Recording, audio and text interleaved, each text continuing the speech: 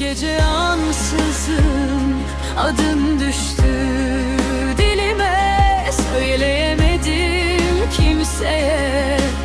Hala içimde bir yerin var diye.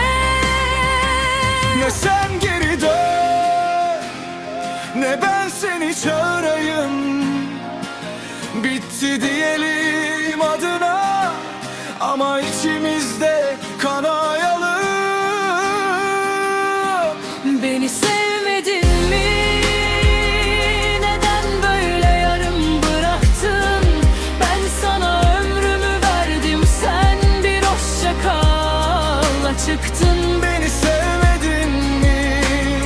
Yoksa çok mu sevdin? İnsan sevdiğini böyle bırakmaz. Sen benim, kendini kaybet.